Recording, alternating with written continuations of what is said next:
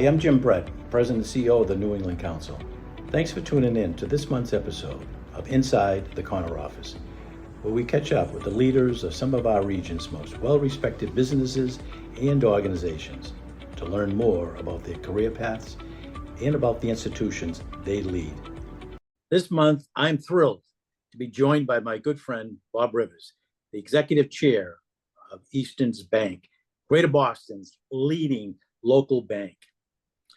And as we'll learn today, Bob has had an incredible career in the banking industry here in New England. He's also one of the region's most civically minded leaders, serving on boards of many, many local organizations, including the New England Council, and speaking out on issues that are important to him and to the bank.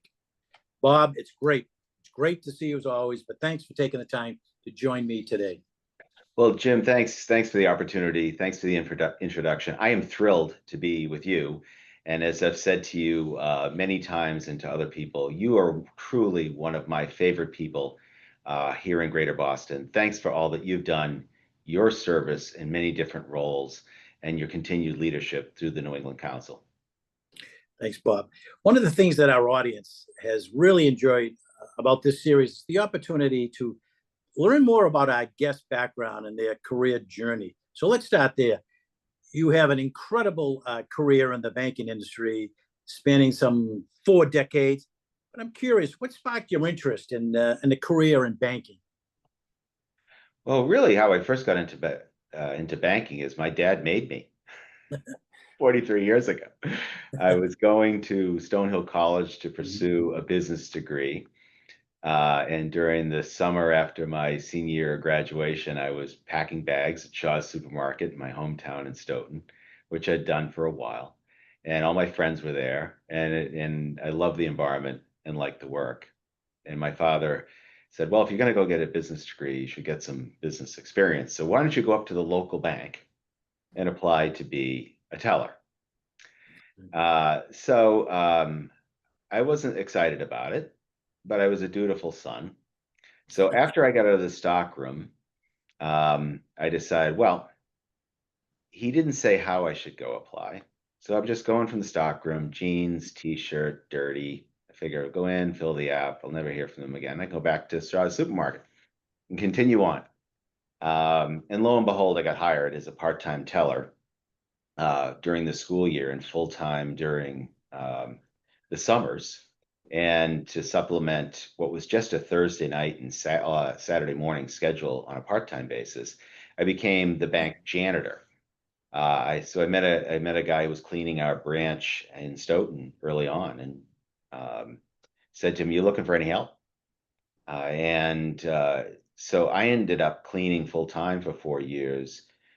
My own branch for Randolph Savings Bank in Stoughton, the Bay Bank Norfolk Trust in the center of the square, and the Stoughton Cooperative Bank nearby. And so it was a unique experience in the sense that here I am the lowest of the low on this totem pole at the branch. And then everyone would left, and I still had all the keys, not to the vault, obviously, but to get in and out in the security system so I could clean the branch that night or any other night that it needed to be done. And same with the others. So that was the start of my banking career, was part-time bank teller and bank janitor. So how does your experience in the industry from the ground up, being the teller at the Randolph Savings, impact your approach to leading Eastern?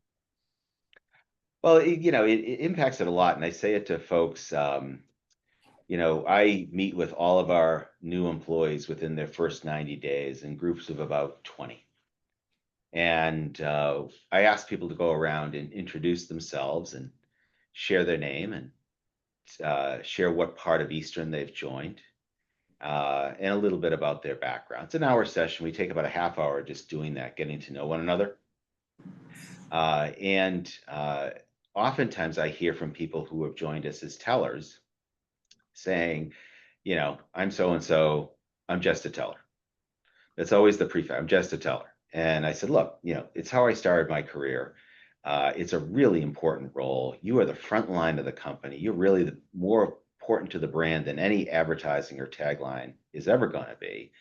And it's really a pathway to a lot of things, as I learned over time. So don't minimize it. It's an incredibly important role. And as a result, when I go out and visit our branches, I go to the teller line first. I don't go looking for the manager. I go to the teller line first and say hello, shake hands, talk to them, and then inevitably the manager will notice that I'm there and kind of migrate out. Mhm. And it's a way of just reinforcing the importance of that role to me personally and to the company. Hmm. I know that Robert F. Kennedy, Francis Kennedy, is one of your personal heroes, as Mhm. mine. Can you tell us a little more about why you admire him so much and what values you have sought to emulate in your own leadership? Yeah, so the late Senator Robert F. Kennedy, I'm actually his namesake or whatever you Right. want. It is Hmm. Robert Francis, and that's where it Hmm. came from. Um, and my parents were admirers of the Kennedys. And my older brother, John, who was named after my father, John, um, died shortly after childbirth. And my mother, as it turns out, was pregnant with me long after, and she was struck by the way Bobby Kennedy mourned his brother, and decided to name me Robert Francis. Francis is a family name. There's many folks in my family that are Francis. There's no one that's Robert. And that's where it came from. I did not know that until I was in my teens. Hmm. Um, and so, as a history buff, I started to read pretty much everything about Robert Kennedy that I could. And as you know, since you've come to my office, this is sort of a Yeah. corner shrine to Right. Right. Senator. Hmm. And there's so many things I emulate about him, but I'm always clear. Bobby Kennedy really found his better angels after his brother's assassination. If you look at his early history, his involvement with Senator Joe McCarthy, other things. He was a tough character. Yeah. And in many ways, the Bobby Kennedy that many of us adore and admire really was someone who actualized themselves later in life. And I think you'll around my office, the pictures that I put up are pictures of him with Cesar Chavez during his hunger strike in California in Hmm. um, in 1968, I think it was, and just shows his concern and compassion for others. His tour through the Appalachia. I mean, there's many things that he did to get to know people who grew up in different circumstances, to try the best he could to understand the shoes they walk in and really develop real empathy for their circumstances. And I think it's what made him such a popular candidate, a magnetic candidate, someone that people really were enthusiastic about. It wasn't just his ideas. I think it was his heart. You think he could have been president? It surely seemed that way. I mean, certainly the momentum was in Hmm. that direction. And I think, for those of us who know that history, Hmm.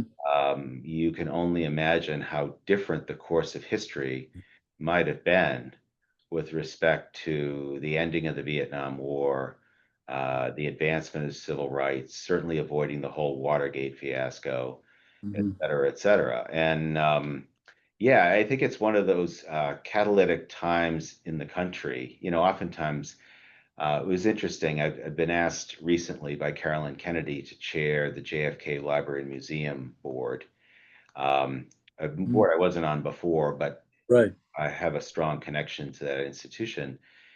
And I asked Carolyn when I was talking with her, I said, "So how would you compare today's times to the '60s?" Um, and sort of which was worse. And while acknowledging that today's times are very, very challenging, she said, hands down, the '60s were worse. And certainly, if you know the history, even the top line history, Hmm. JFK assassinated, Martin Luther King Hmm. assassinated, Hmm. RFK assassinated, Hmm. Hmm. not to mention many other leaders of other communities gunned Hmm. down Right. during that incredibly tumultuous times. And Hmm. that's not to say that today isn't so bad. I know. Rough, but it was just an interesting conversation when you think about those times, which, I was very young during those times, so have really no appreciation of them, as maybe many in the audience do. So will you accept the chairmanship of the library board? Already did. I Oh, I already didn't did. know that. I already did. I wasn't looking for something else to do, as you know. Yeah, yeah, no, I know. And I wasn't on I had been asked to be on the board a while ago, Right, but I'm not really looking for another board. So right, I've been on their advisory board. right, Ken right. Feinberg said, I get it. Why don't you come with me on the advisory board, Okay. which is the lightest lift of all, meaning Yeah, you right. May dinner and Yes, it's yes, one yes. meeting a year. It's pretty nice. Yeah, Uh, but the opportunity as the chair to help that institution during such a pivotal time, right. because it, like so many nonprofits and other government-funded or dependent agencies, experiencing deep cuts. It's a highly principled place, Right.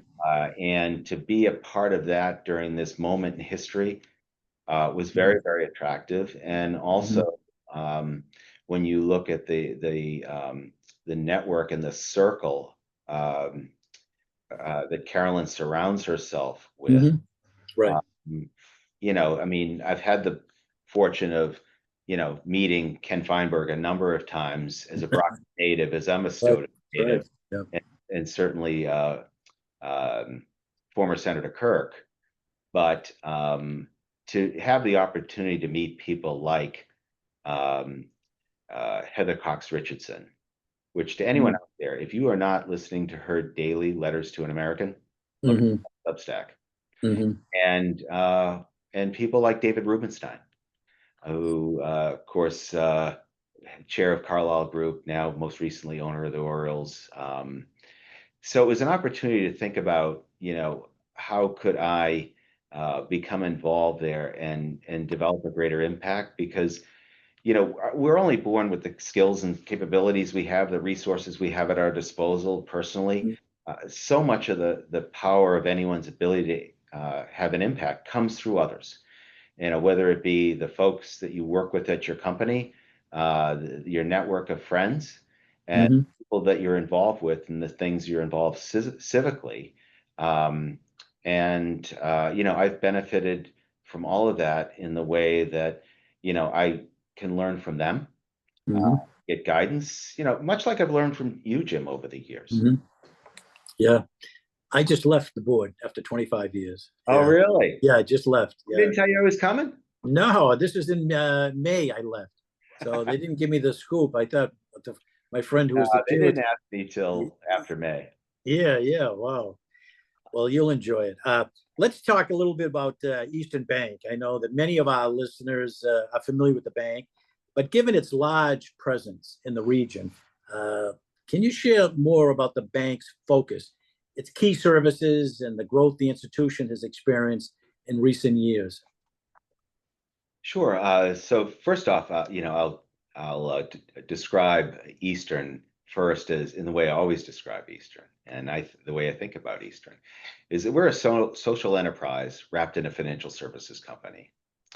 So banking, wealth management, financial services is our business, but really our purpose is to do good things to help all people prosper. That's our mission. That's the heartbeat of the organization.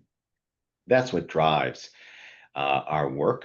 It drives why people want to be a part of this team. It's the thing that gives us all fulfillment in moving forward and real purpose to our own careers. And like I said, I've been in this business for over 4 decades, and I like the banking business. Uh, but I love what we do here at Eastern even more because it leverages that professional experience in a way that serves community and can have an impact in community. So that's why I say we're really a social enterprise. Mhm, And our growth is really a function of that. We went public just short of 5 years ago, principally because we were concerned that we were going to be able to continue to grow in the manner that we had in the past. When we converted to a public company. We were the oldest and largest mutual bank in America. We were the third founded in the country in 1818.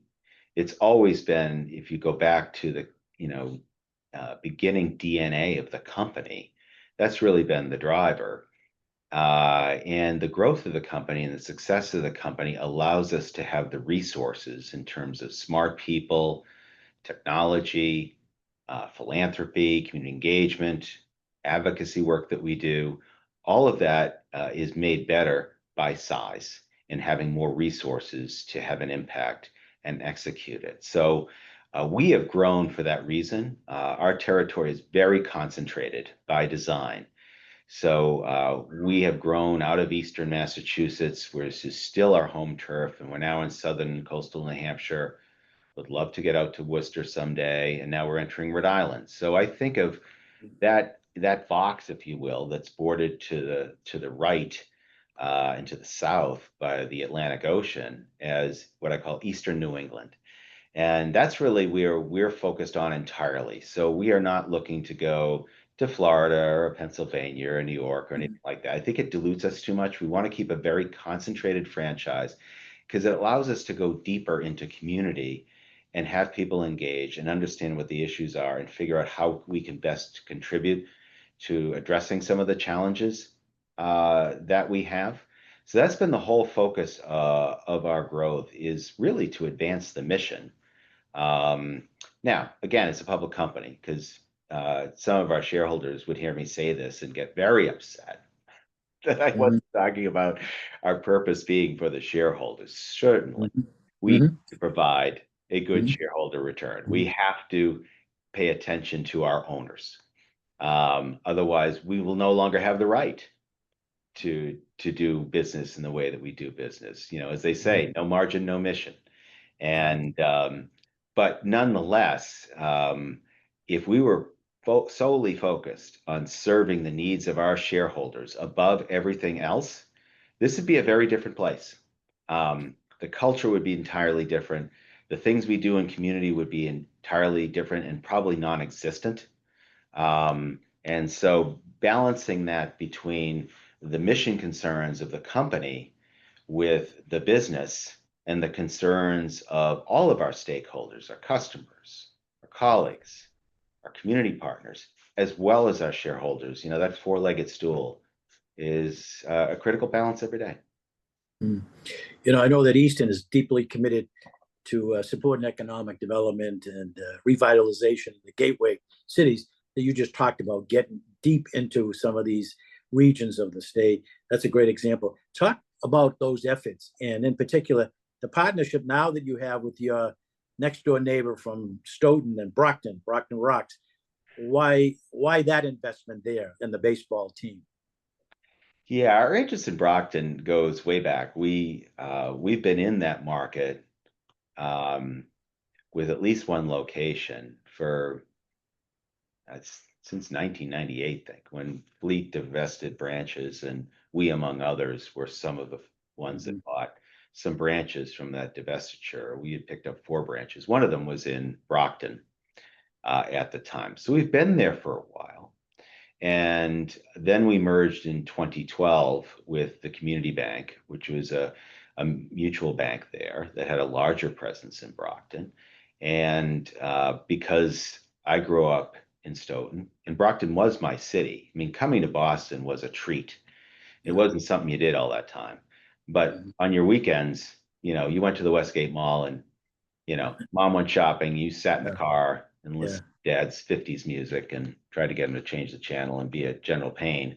But that was my city. And because it's a gateway city, as it were, and we'd had a long history in gateway cities. When I first came to the company in 2006, we were in the middle of a Metro West expansion, setting up new branches in places like Natick, for example, great places to be.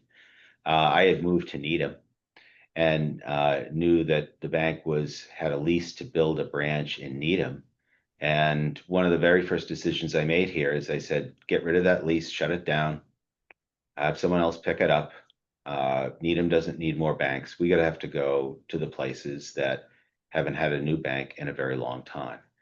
And that led us to go to places like Chelsea, like Lawrence, like Mhm. Roxbury Crossing, like Revere, et cetera, and in some cases be the first bank to enter those markets in many years. As I mentioned, Brockton, we were already there. So it was in those areas, how do you lean in? So I've been on the Lowell plan, which is really the original private-public partnership set up um, over 30 years ago now. And I've been on their board and executive committee now for the last 17 years, and joined after our merger with MassBank, which is headquartered in Lowell. Love that city, love that model. Got together with Lane Glenn at Northern Nexus Community College and invited him to come over. And together we initially established the Lawrence Partnership, which is a similar private-public partnership. That model, I worked with Peter Foreman and the South Shore Chamber when I was on that board and ultimately chair to do a multi-municipality model in a much more advantaged area. And could you do it there, which was interesting, and that became South Shore 2030. And then was asked by the late Bill Carpenter, the mayor of Brockton, to come to Brockton and see if we can get going on the Brockton partnership. And that was 2013. So it's been a while. So we had the opportunity recently to merge with Harbor One, and that application is underway.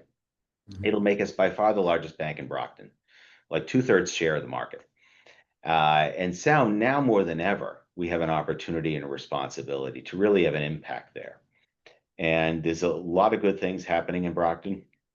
And recently, the Brockton Rocks, which was the single A affiliate of the Red Sox for many years, but had been sort of a dying franchise, got purchased by an exciting new owner in the offseason, Bill Janicek, who also has the New York Boulders, also has done a lot of things in baseball, is one of the primary owners of the Miami Marlins in the MLB, and was the former CFO of KKR, the leveraged buyout firm. So Bill brings experience, passion, and a whole lot of resources. So when I got introduced to Bill by Mayor Sullivan down in Brockton, I saw this as a great opportunity to lean into something that would be good for the area, good for Brockton, a way to drive economic development. And so we're working on trying to help stand up that franchise Mhm. and reverse its fortunes. It's been a heck of a lot of fun. Mm. As someone who's a baseball fan, it's been a great fun. But it's a lot of work, and we still have a ways to go. Mm.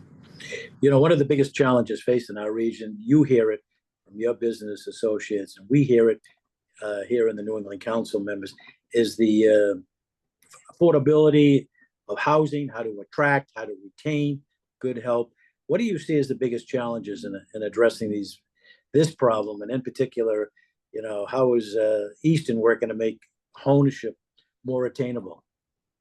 Yeah, so I mean, the core source of the problem is lack of supply. So if you go back to the financial crisis in '08, and ever since then, we have underbuilt housing stock everywhere in America since then. And while the population's grown.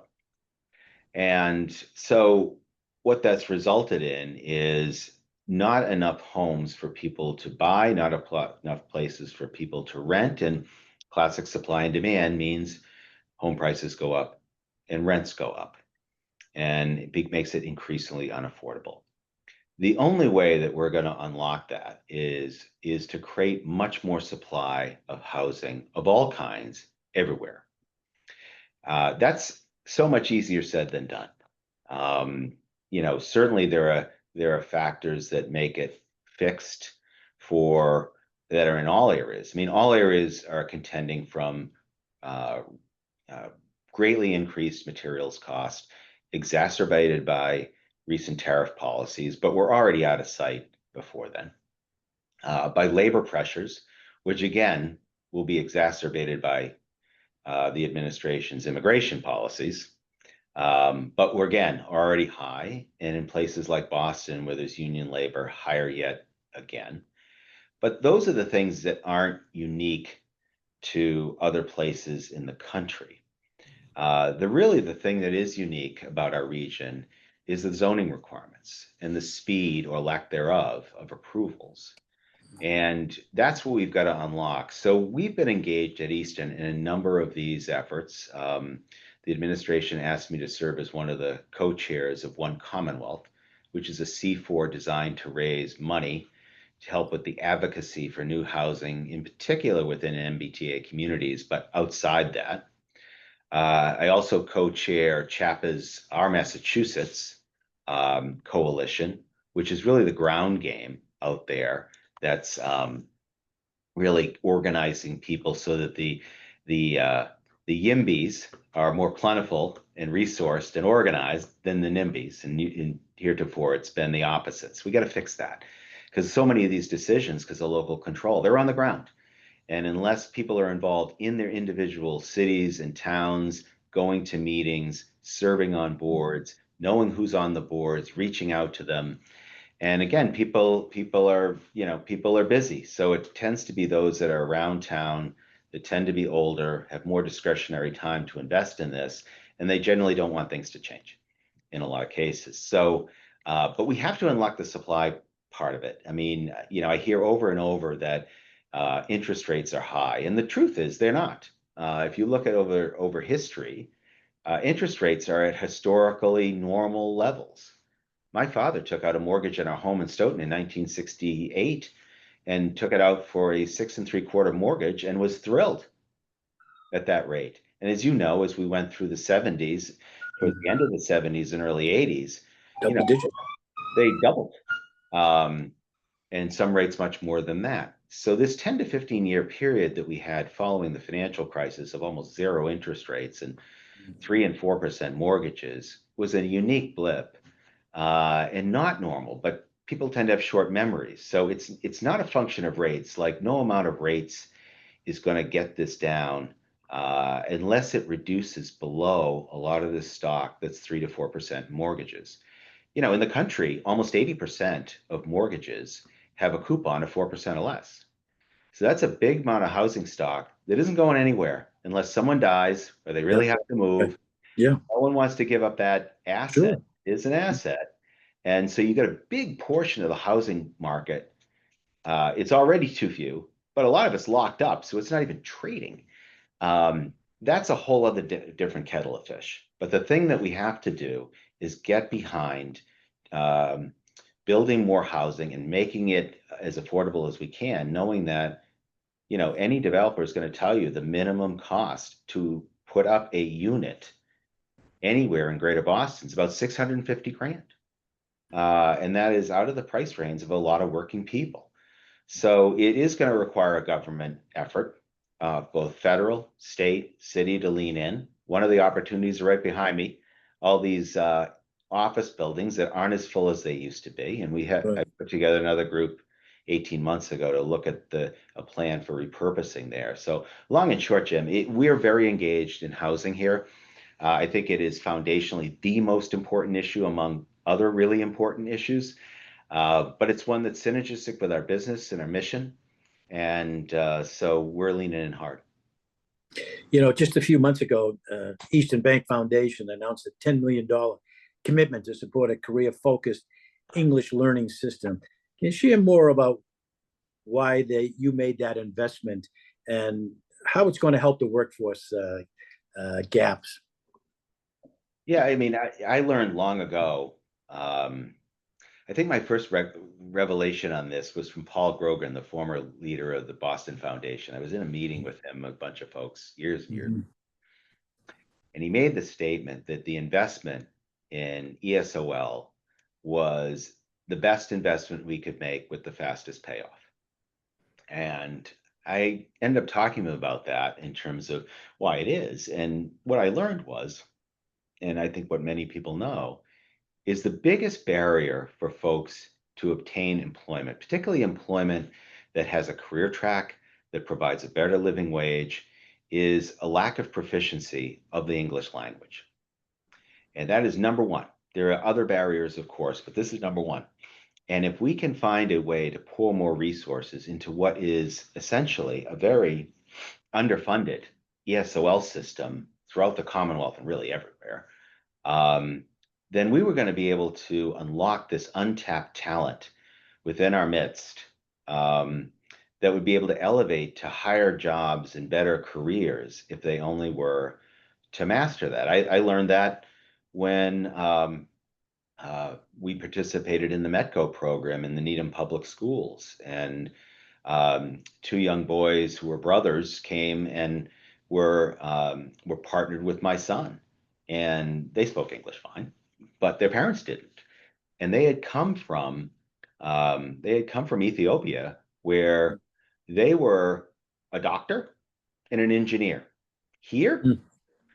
they were a low-level healthcare worker and a mechanic. Those aren't bad jobs, but none of their academic credentials obviously transferred. They didn't have the language to sort of recertify, and even meeting them was hard because they almost had no English skills at all. And as a result, that family was trapped in lesser circumstances because of it. So we started thinking about this in the midst of the immigration crisis and all the folks that were coming here and needed a place to stay. And we needed to help get them gainfully employed. And having visited some of those shelters, I knew that those folks were hungry for work. They were younger. They had trade skills. They had healthcare experience, but they were limited for some reasons for the lack of English language as well as other things, but they wanted to work. And the first plan we had was to run around the city with all these empty office buildings and say, would someone give us a couple floors that they'd lease to the Eastern Bank Foundation? And we're going to bring in a wraparound program. ESOL, legal assistance, certainly food, clothing, shelter, and something to get people on a pathway to employment in Mhm. like healthcare. And then all of a sudden, the new administration came in, and we knew that doing that would just put a bullseye on people's backs and help Mhm. ICE round up a lot of people that they want to see. So we Mhm. thought about what would be a different way to do that. And the $10 million is really around vocational ESL, working with a partner. So we're going to do a couple satellites with a large partner, probably someone in healthcare for a lot of different reasons. That's a good Yeah. fit, Mhm. and really bring in folks and have those healthcare providers train them on their systems. We're not going to provide this general education. It's going to be train you for this hospital, train you for this job, and hopefully provide a pathway for people to continue to access those jobs and those in the future, and maybe some in bioscience when bioscience bounces back. Right. So we did that. It was something that we worked with Mass Inc. on. We talked to the administration about, and the administration similarly put $10 million up for the same kind of effort. So we're just getting going. We brought in Ava Malona, who used to lead MIRA here in Boston, who was in the Biden administration. So our timing was great there again. So, a long answer to a short question, Jim, but as it has been for us. It was the coincidence of a lot of factors that came together at the right time. And, I've always felt it's one thing to be well-intentioned and good, but being lucky helps a whole lot. Yeah. Well said. Eastern Bank was recently recognized by the Disability Index as a best place to work for disability inclusion. Rah, rah, rah. Can you tell us more about Eastern's efforts to foster an inclusive workforce for people with disabilities and others, and why you see that as a business imperative? We've leaned into uh, diversity, equity, and inclusion, developing an inclusive and welcoming workplace, a place that people feel belonging for everyone for a long time, as you know. But I'll tell you, when it came to folks with various physical, cognitive, other neurological challenges, we weren't doing so good. We were not a leader there.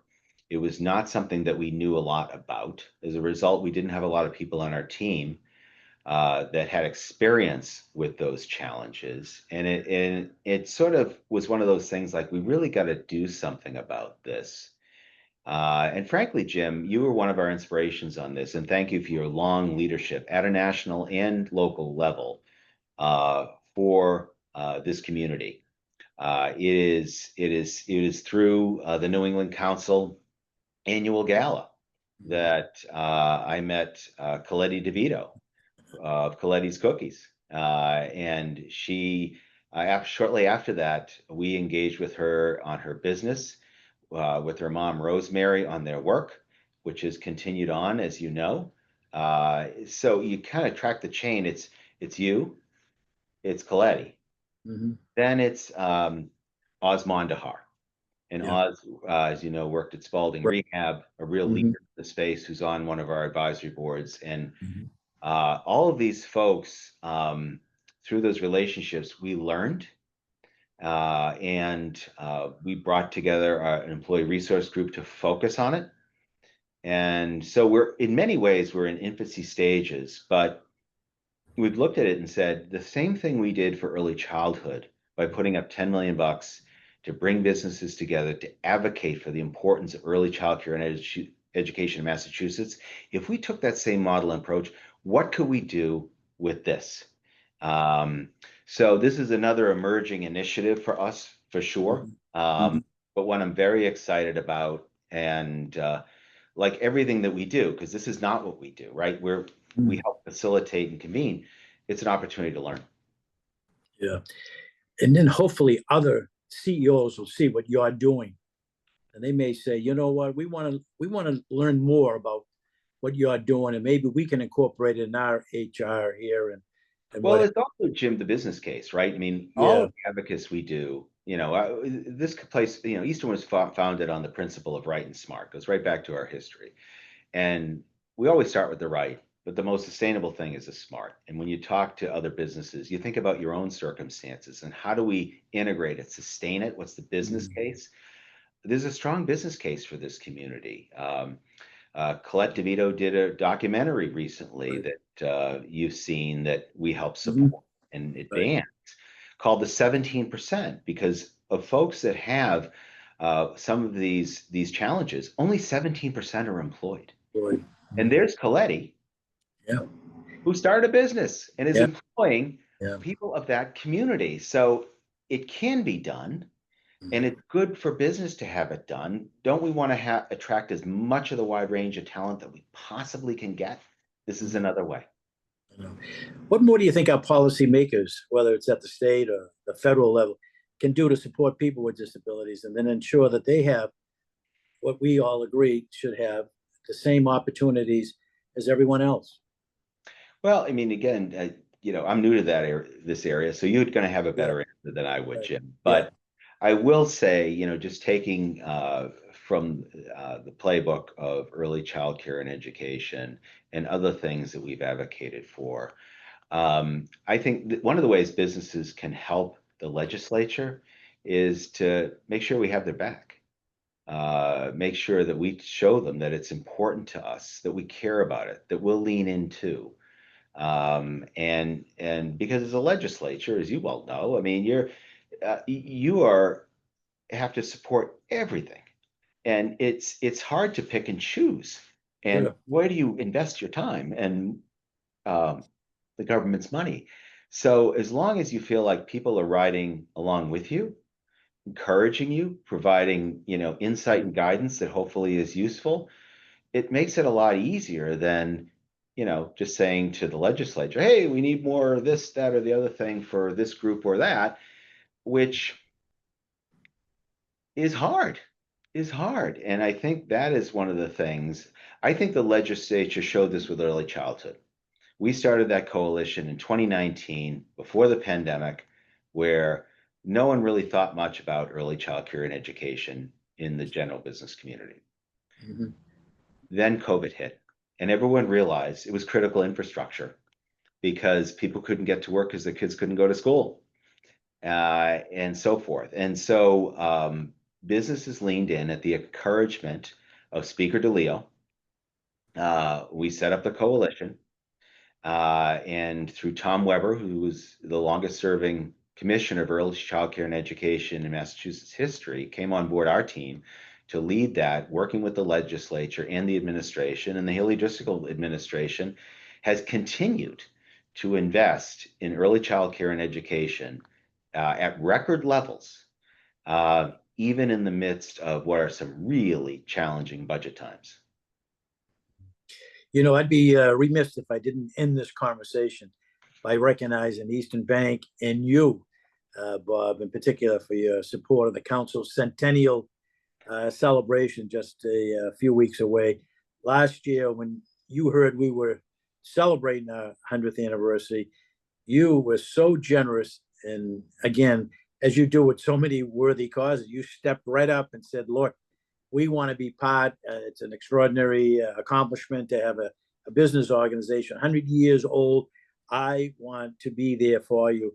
And your words were encouraging, but not only your words, with the support you give behind your words is absolutely extraordinary. We don't know how to say thank you other than say it in 100,000 ways. And that's basically what this level of support has given us, $100,000 to continue the work of the New England Council. But you stepped right up right away, and we are eternally grateful for your not just advocacy, but your friendship and believing in the New England Council. So I just want to say thank you, thank you. I know that Eastern Bank knows a thing or two about longevity, as I believe the bank now is 207 years old. Yep. What advice would you give to us, the New England Council, how we can keep growing and hopefully double our 100 years? Yeah, well, as we were approaching our bicentennial several years ago, and thinking about how we would celebrate it, really what we were focused on is how do we be around for another 200 years? What were the key things that got us here? And what are the next key things that are going to help us get to the next leg of the journey? But as is the case with the New England Council, it's always embedded in values, and values and a culture that transcends the people involved. You know, people like you, Jim, and Larry, and others around the board of the New England Council, John Heiler, you guys really set the tone. You set the culture. You have for a long time, and ultimately, we'll all go on and do something else in our lives. But you hope that you've set a foundation and a culture and a mission that will continue to sustain regardless of the people involved. Now, you always have to have the right people involved. Right. The succession is key. But I think we started to think about those things and say, okay, how do we lean into that? But also at the same time, recognize things can't always stay the same. Mm-hmm. We're in an evolving world. So what are those things we got to be thinking about for the future in terms of strengths we've got to have? So again, I congratulate you, Jim. I mean, you know, my commitment to the New England Council starts with you and with Larry, and the work you do and the way you do it, in a bipartisan way, in a reasonable way, in a balanced way that really is the model for democracy in America that sometimes I feel like we've lost, but hopefully we'll recapture again. Yeah, well, it's well said, and we appreciate, again, your advocacy, but more importantly, your friendship. It means the world to me. Same. Again, I just want to thank you, Bob, taking so much time to talk about your commitment to the community, your commitment to the bank, and I know that you're so busy, but more importantly, I just want to again thank you for unwavering support that you have given the council over the years and to me personally. So for those of you who are just tuning in, and I hope you enjoyed the conversation as much as I did. You learned so much about Bob, the person, his commitment to our neighborhood, our community, that he loves so much. And I only wish that we had more Robert F.